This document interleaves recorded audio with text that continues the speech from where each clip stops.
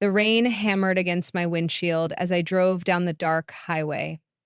It was one of those nights where the world felt heavy, like the very air carried secrets too immense for us to understand. I'd been lost in thought, wrestling with questions I couldn't answer. What was the purpose of all this? Why did life feel so hollow sometimes? The last thing I remember was the blinding light of an oncoming truck. The sound of metal crunching and glass shattering surrounded me, but only for a moment. Then, silence. Uh, when I opened my eyes, I wasn't in my car anymore. In fact, I wasn't anywhere familiar. I looked down and saw my body lying motionless amidst the wreckage. Panic should have set in, but instead, a profound calm washed over me. It was as though I'd been unshackled from the weight of the world. I felt a pull, gentle yet irresistible, drawing me toward a warm, radiant light. The light wasn't harsh or blinding, it was soothing, like the first rays of dawn after a long, sleepless night.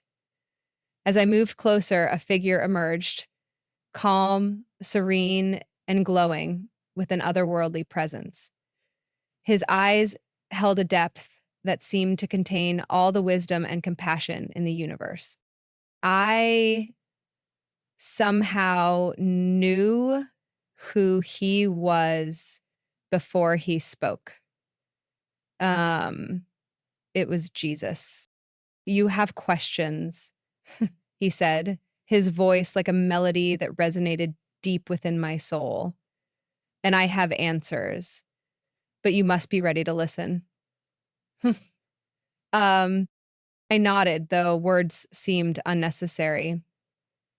He reached out, and as his hand lightly touched mine, the world around us shifted. We stood in what appeared to be an endless expanse of light and peace. But beneath the tranquility, I sensed urgency. What happens now? I asked. My voice trembled, not from fear, but from awe. His expression grew serious, though his gaze remained filled with love. I have something to show you. It will not be easy to see, but it is necessary. The light around us dimmed, and suddenly I found myself standing in a bustling city. People moved about, glued to their devices. They wore strange, sleek bands on their wrists and temples, which seemed to connect them to an unseen system. At first, it appeared convenient, even miraculous. Doors opened without keys, purchases were made without wallets, and communication was instantaneous. But as I looked closer, something felt. These advancements promise ease and security, Jesus explained, his voice calm yet firm. But they are part of a subtle deception, a false light. It, I noticed people's faces. Their eyes, though open, seemed vacant. They moved like puppets, following unseen commands. A mark, barely noticeable, was etched on their hands or foreheads. It wasn't forced upon them. It was offered, and they'd accepted it willingly. This is the beginning of the mark, he said, gesturing to the scene before me. It begins as a choice, a small compromise, but it will lead many away from the truth. I turned to him, my heart aching. Why would they choose this? Don't they see what's happening? And I looked at me with infinite patience. Fear, comfort, the promise of safety. These things blind the heart to the truth. Humanity has always sought shortcuts to peace, but true peace cannot be manufactured. Yeah. The scene faded, and I found myself back in the radiant light. Tears streamed down my face as I processed what I'd seen. What can be done? I whispered. Paranoid defiance. I hope it would not get me killed by a doll. He placed a hand on my shoulder, and warmth flooded my being. You must tell them, help them prepare, not just in body, but in spirit. Faith, discernment, and community will be their shields. Those who remain steadfast will find strength in me, even as the world grows darker. He replied. His words lingered in the air, heavy with meaning. Before I could ask more, the light around us began to shift once again. The light dimmed again, and I found myself in a strange, surreal landscape. It was neither day nor night, but an unsettling twilight. Before me stood a city unlike anything I'd ever seen. Towers of glass and steel reached into the heavens, their surfaces glowing with pulsating lights. The streets buzzed with activity, but there was an eerie silence. No laughter, no chatter, just the hum of technology. Jesus stood beside me, his presence a calming anchor in the midst of the surreal. This is a glimpse of what is to come, he said, his voice steady. I watched as people walked past, their faces illuminated not by the sun, but by devices embedded into their forearms and temples. These devices projected holographic screens, connecting them to a vast network. Transactions, communications, even medical diagnostics all happened instantaneously. At first glance, it seemed like an incredible leap forward, a utopia where technology solved every problem. Isn't this progress? I asked hesitantly, the words sounding hollow even to my own ears. Jesus gestured for me to look closer. As I focused, I began to notice details that sent chills through me.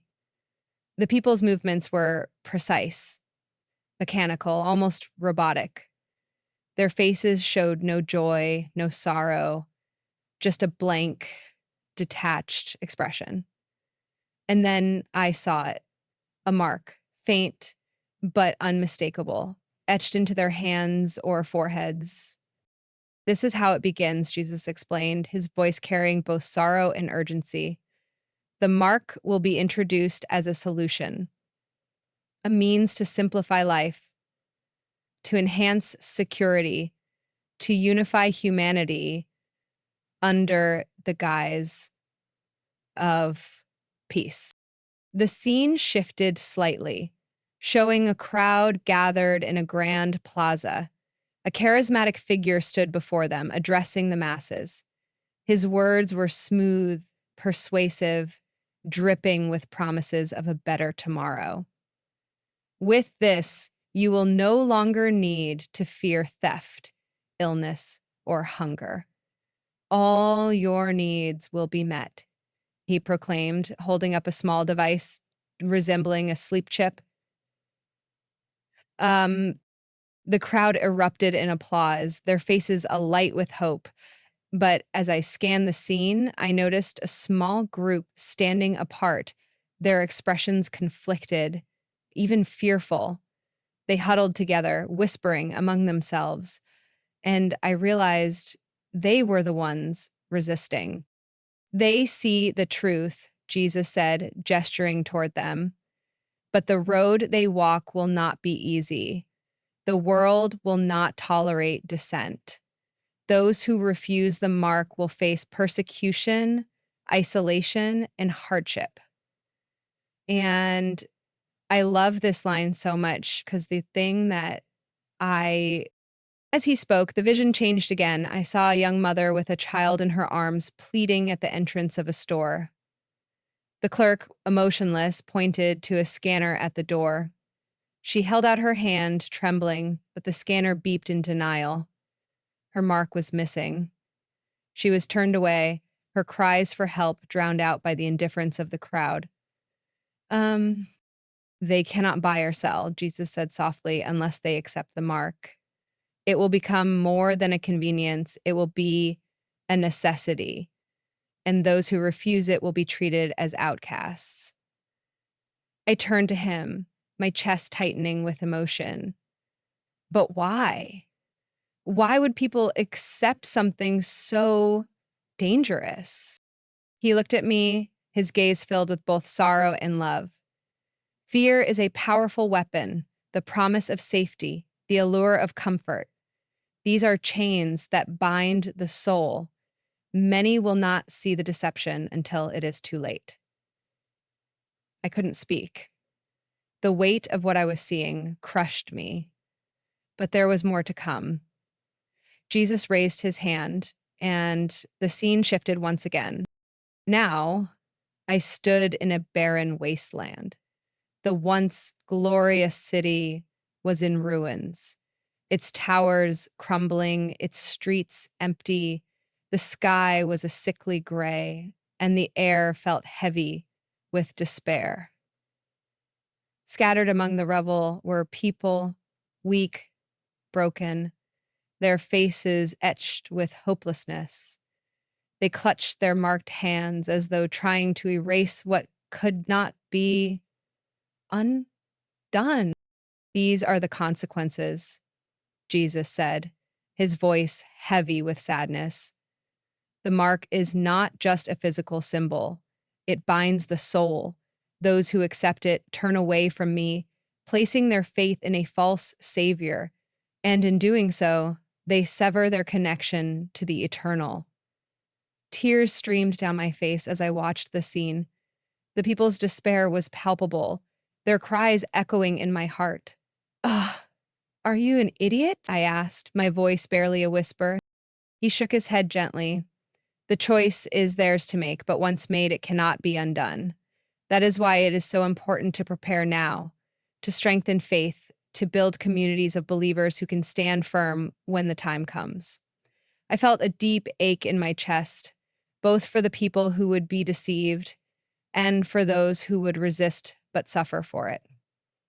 What can I do? I asked, desperation creeping into my voice. Share what you have seen, he said. Help others see the truth before it is too late. Encourage them to walk in faith, to discern what is good and true, and to remain steadfast in the face of temptation. The vision began to fade, and I found myself back in the radiant light once more. But the images lingered in my mind, burned into my soul like a brand. I realized then that this was not just a warning, it was a call to action. Not just for me, but for everyone who would hear this message. The light around us shifted once again, and I found myself standing in a familiar setting, an ordinary home filled with warmth and laughter. A family gathered around a dinner table, their faces glowing in the soft light of the chandelier above. It was a picture of happiness and simplicity, the kind of scene that stirs a deep sense of nostalgia. Am I the selfish one to want this? I asked myself. I didn't even realize that I was. But have you figured it out? But something was different. On the table, beside the plates of food, lay a sleek device, a small metallic band that seemed out of place. The father picked it up, smiling as he held it out for his wife and children to see. This is it, he said proudly. The new system. They say it's going to change everything. I turned to Jesus, my heart sinking.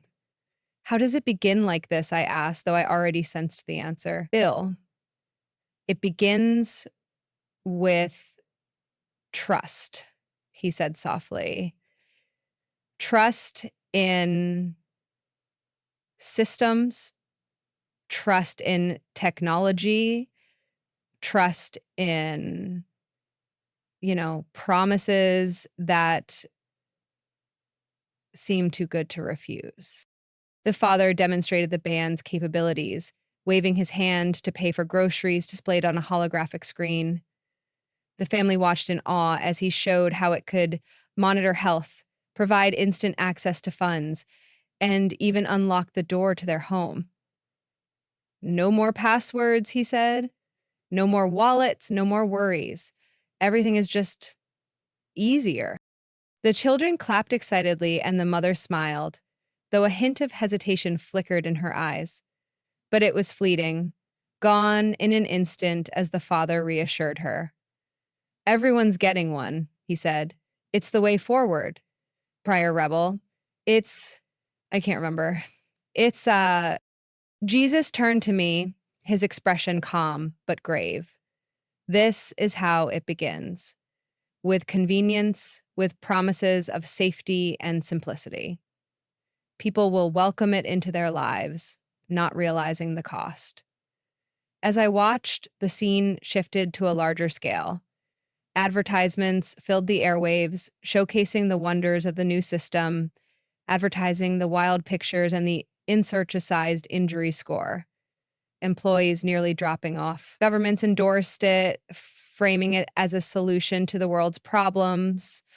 All would be eliminated, they said, with this single unified system. I think what they found was that it reduced to single unified system. First, people adopted it voluntarily. The benefits seemed undeniable. But slowly, the choice became less of a choice. Employers required it for jobs. Schools made it mandatory for enrollment. Even hospitals refused treatment without it. A promise of freedom became a chain. I turned to Jesus, my voice trembling. How can they not see what's happening? He looked at me with profound patience. The deception is subtle, he said. It preys on fear and desire. Fear of scarcity, fear of danger, fear of being left behind, and the desire for ease, comfort, and acceptance. It blinds the heart to truth. The scene shifted again, and I saw a group of believers gathered in secret. They huddled in a dimly lit room, their faces tense but determined. We can't give in, one of them whispered. No matter what they promise, we know the cost. Their faith was a light in the darkness, but it was not without struggle. They faced isolation, persecution, and hardship. Families were divided, friendships shattered, as the world demanded conformity.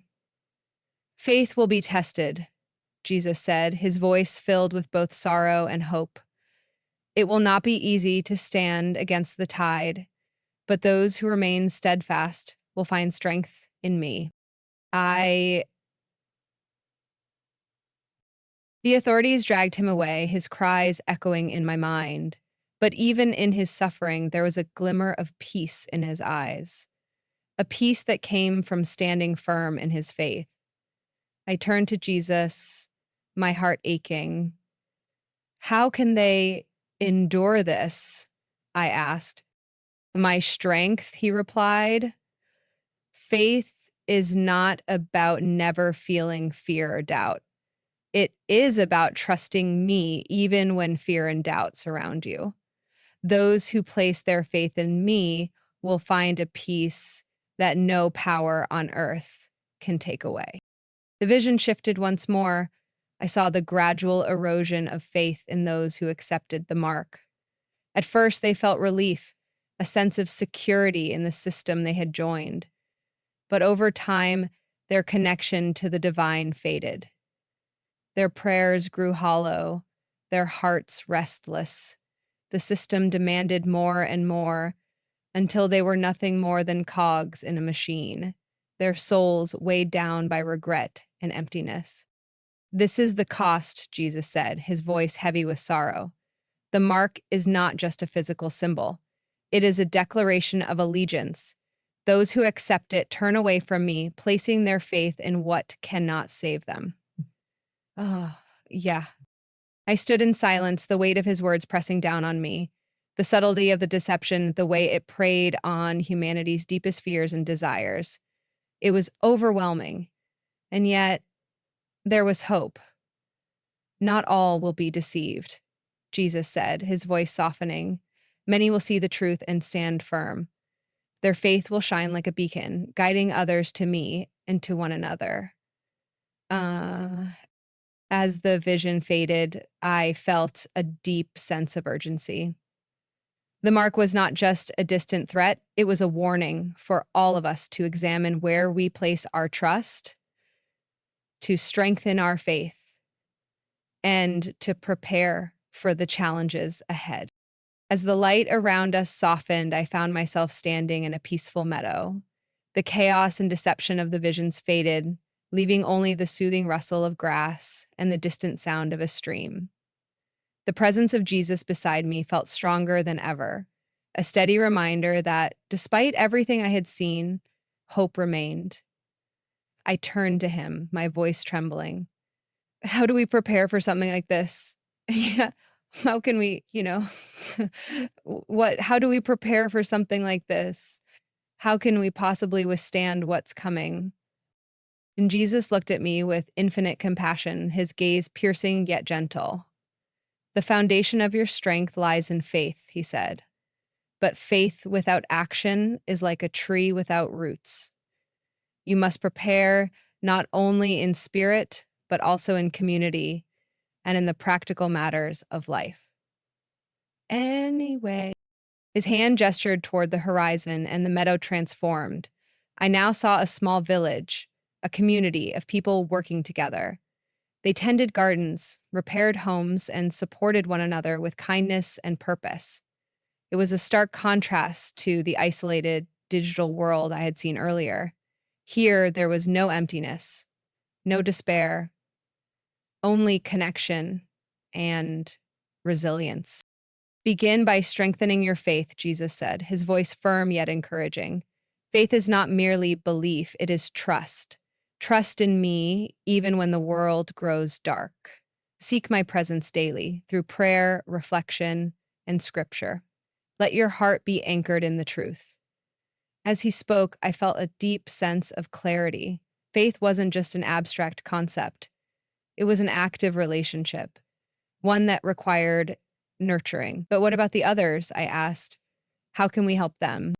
Jesus smiled gently. You are not alone in this journey. Build communities rooted in love, support, and shared purpose. Encourage others to stand firm in their faith. Together, you will be stronger than you are alone. The vision shifted again, and I saw people gathered in small groups, their faces filled with determination. They prayed together, studied scripture, and shared their burdens. In their unity, there was strength, a light that pushed back the encroaching darkness. Community is more than companionship, Jesus continued. It is a sanctuary, a place where faith is nurtured, where wisdom is shared, and where hearts find courage. Do not isolate yourselves, for isolation is the enemy's tool. Instead, seek one another out and build bonds that cannot be broken. I watched as the groups grew, connecting with one another across distances. They shared resources, knowledge, and encouragement. Even in the face of hardship, their resilience shone brightly. And what about the practical side of things? I asked, my thoughts racing. How can we survive when the world demands we conform? Jesus raised his hand, and the scene changed once more. I saw people planting gardens, storing food, and learning skills that had long been forgotten. How to sew, how to build, how to care for one another without relying on the systems that had deceived so many. Prepare wisely, he said. Learn to live simply, relying on the gifts of creation rather than the conveniences of technology. Grow your own food, store what you need, and share generously with those in need. The world will tell you that you cannot survive without its systems, but this is a lie. You have been given all that you need. The practicality of his words struck a chord deep within me. I saw people teaching one another, passing down knowledge and skills that had been overlooked in the race for convenience. They weren't just surviving, they were thriving, finding joy in their work and purpose in their lives. But what about those who are already caught in the deception? I asked. How do they reach them? Through love, Jesus said simply, not through fear, not through condemnation, but through the quiet strength of your example. Let your faith, your community, and your preparedness be a testimony to the truth. Many will see your light and be drawn to it. As he spoke, I realized that the burden wasn't mine alone to carry. It wasn't about forcing people to see the truth, but about living it so fully that others couldn't help but notice. What if they don't listen? Um, I asked quietly. His gaze softened. Not all will, but that is not your burden to bear. Your task is to share the truth with love and to be ready for those who seek it. The rest is in my hands. The vision began to fade, and I felt a deep peace settle over me. The urgency of the message remained, but it was tempered by the knowledge that we were not without hope. Faith, community, and preparation. These were the tools we had been given to face the challenges ahead. As the light enveloped us once more, I turned to Jesus, my heart full of both resolve and reverence. What should I do now? Share what you have seen, he said, his voice filled with both love and authority. Speak the truth boldly, but with compassion. Build your faith, strengthen your community, and prepare wisely. The road ahead will not be easy, but you are not alone. I am with you always. And then, with a final surge of warmth and light, I was back. The hospital room around me was stark and sterile, a jarring contrast to the radiant presence I had just experienced. But my heart was no longer heavy with fear. Instead, it burned with purpose. I knew what I had to do. The lessons I had been given weren't just for me. They were for everyone willing to listen. And while I didn't have all the answers, I had faith that the one who had shown me the truth would guide me every step of the way. The warm light enveloped us again, and I felt an overwhelming sense of peace. Despite everything I had seen, the deceptions, the suffering, the trials, I knew there was more to this story. The presence of Jesus beside me was unshakable, a reminder that even in the darkest moments, there was hope. We stood in silence for what felt like eternity. Finally, I broke the stillness. My voice trembling wasn't betraying me. After all of this, is there any hope for revival? Jesus turned to me, his eyes filled with a depth of love I couldn't fully comprehend. There is always hope, he said. Even in the darkest times, the light cannot be extinguished. My love for humanity is unending, and my arms remain open to all who seek me. As he spoke, the light around us grew brighter, and I saw a vision of people scattered across the world. They were weary and broken, some burdened by the mark, others clinging to scraps of faith. Yet, in the midst of their pain, I saw flickers of light, small at first, but growing stronger. These lights were people who had chosen to turn back, to seek forgiveness, to reconnect with their creator. Revival begins in the heart, Jesus said. It is not imposed from the outside, but ignited within. Even those who have fallen can find their way back, if they truly seek me. My mercy is boundless, and my grace is sufficient for all who turn to me. The scene shifted again, and I saw communities rising from the ashes of despair. They were built on faith, love, and resilience. People shared what little they had, lifting each other up with kindness and compassion. The light within them grew, spreading to those around them. It wasn't a sudden, dramatic change, but a steady, unwavering revival of spirit. Do you see? Jesus asked gently. Even in the darkest times, there is hope. The world may grow darker, but the light within my people will shine all the brighter, and through them, others will find their way. Tears streamed down my face as I watched the vision unfold. But what about those who are lost? I asked. What about the ones who don't see the truth? Jesus placed his hand on my shoulder, and a wave of warmth and reassurance washed over me. My love reaches even the lost. Many will hear the truth through my people, through their actions, their faith, and their love. Um, you cannot save everyone, but you can be a vessel of my message. You can plant seeds that may one day grow. His words resonated deeply. I realized that the task wasn't about forcing change or convincing everyone. It was about living the truth so fully that others couldn't help but notice. It was about being a light in the darkness, a reminder that redemption was always possible. The light around us began to shift again, and I felt a tugging sensation as though I were being gently pulled away. My time here was coming to an end. I turned to Jesus, a mix of gratitude and sorrow in my heart. What if I fail? I asked, my voice barely above a whisper. What if I'm not strong enough? His gaze was unwavering, his voice steady. You are not alone. I am with you always. Your strength does not come from yourself, but from me. Trust in me, and you will not falter. The tugging grew stronger, and I knew it was time to return. But before I left, Jesus gave me one final message, his words etched into my soul like fire. Tell them. Tell them what you have seen. Share the truth with love, and do not be afraid. The road will not be easy, but it will be worth it. Remember, I have already overcome the world. And with that, the light enveloped me completely.